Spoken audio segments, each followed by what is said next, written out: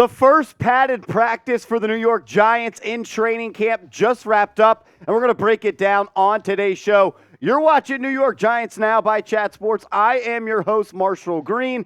So far through training camp, it has really just been more so a glorified passing camp. It's hard to get a real solid read on these players when contact is just not really allowed. There's not pads or anything. And the offense has really been dominating in the first 5 training camp sessions. But today, on day 6, with the pads on, the defense finally got the best of the offense. Daniel Jones going 6 of 11. Wink Martindale brought the pressure in 11 on 11s. We're going to dive into that right now. But first, I was thinking about doing a training camp winners and losers video on the channel tomorrow, but I want to know if that's something you want. So if you want us to break down some early winners and losers from training camp, hit that thumbs up icon and let me know. Let's say we get to 1,000 likes on today's vid. We'll do that tomorrow. Let's start with the big dogs in the trenches for the New York Giants. I told you guys on the live show on Monday that I was going to be dialed in to Evan Neal in one-on-ones with the shoulder pads on. In the first rep of the day, he lost in a rep versus Kayvon Thibodeaux. It was a good rep. Neal kind of stonewalled him a little bit, but then Kayvon Thibodeaux with a little dip and rip inside got past him, would have got to the quarterback. These one-on-one pass rush situations are so hard to really just judge because I feel like the defense is at such an advantage because they know they can just pin their ears back and they know that this is a passing down, so they can really get after it. But what I loved is after Evan Neal struggled against Kayvon Thibodeaux, which is good news for Kayvon. We want to see Kayvon be better in one-on-one pass rush situations, so it's kind of good and bad. Got to look at the thing glass full, Jesus. But Evan Neal bounced back with a really strong rep against Azeez Ojulari. Ojulari tried to just beat him around the outside, and Neal kind of just pancaked him, put him on the ground, put him in the dirt, and won the rep. And that's what you want to see out of these young guys, especially Evan Neal, who struggled in his rookie year, but had a really strong bounce-back rep against Azeez Ojulari. Another thing that stood out to me in one-on-ones was that Andrew Thomas is so damn good at football. Stonewalling Azeez Ojulari. He's just one of the best, if not the best, left tackles in the NFL, and I am happy he is a member of the New York Giants for the next 7 years at a minimum. But, man, he looks good in these one-on-ones. And I want to see Thibodeaux and Andrew Thomas going at it in one-on-ones because iron sharpens iron, and the more reps that Thibodeaux gets versus Thomas, it's only going to make him a better player for the New York Football Giants.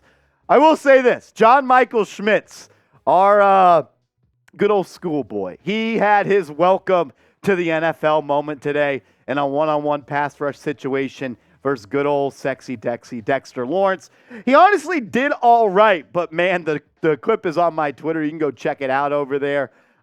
He's in the backfield within the first second of that rep, but he's one of those guys, Dexter Lawrence, that just because you can't block him doesn't mean you're going to be a bad football player, which I don't believe at all with John Michael Schmitz. He is going to be a good center and a very solid center for the New York Giants for the foreseeable future, but he had his welcome to the NFL moment going heads up with Dexter Lawrence. And then when we got into team drills, I think he might have let it carry over a little bit. When I first saw the report, John Michael Schmitz snapped it over Daniel Jones' head in team drills, and there were some other people who were on site that were saying that Daniel Jones dropped it. So either way, there was a fumbled snap. Not sure if JMS let that bad rep against Dexter Lawrence carry over into team drills, but it's something that he and number 8, Daniel Jones, definitely need to tighten up on. One thing I love to see, though, was Leonard Williams absolutely dominating in one-on-one pass rush situations. He beat Joshua Ezeudu with the spin move. He just bull rushed the hell out of Mark Lewinsky, one of those push and then pull type of swing move releases from the big cat. Leonard Williams is my X factor for the Giants defense. And if he can be one of those reliable and consistent playmakers on the interior, this defense, with him, Dexter Lawrence, Azeez Ojulari, and Kayvon Thibodeaux, they could be one of the best front fours in the NFL.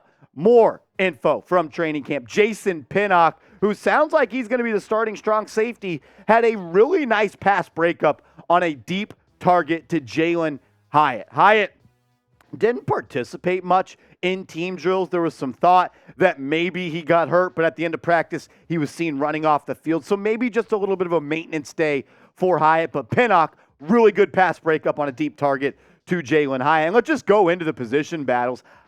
Jason Pinnock, he got those starting reps at the strong safety. We've been monitoring these position battles. And for the first offense, Joshua Ezeudu was getting the left guard snaps. John Michael Schmitz getting the starting center reps. Darian Beavers starting alongside Bobby Okereke at the inside linebacker position. We talked about Pinnock and Cordell Flott starting in the slot. I'm calling him Cordell Slot over Darnay Holmes. So these were the 5 guys in those position battles that we have closely been monitoring on this channel. We will continue to do so. And if anything changes in these position battles, we're going to get you guys a video as soon as possible. I love doing these videos after practice and just talking real actual football with you guys. So if you want more videos, free Giants videos every day on everything Big Blue, hit that subscribe button right now and help us get to 31,000 subs. No surprise here, Darren Waller had the first catch of team period with the New York Giants, and he continues to be dominant.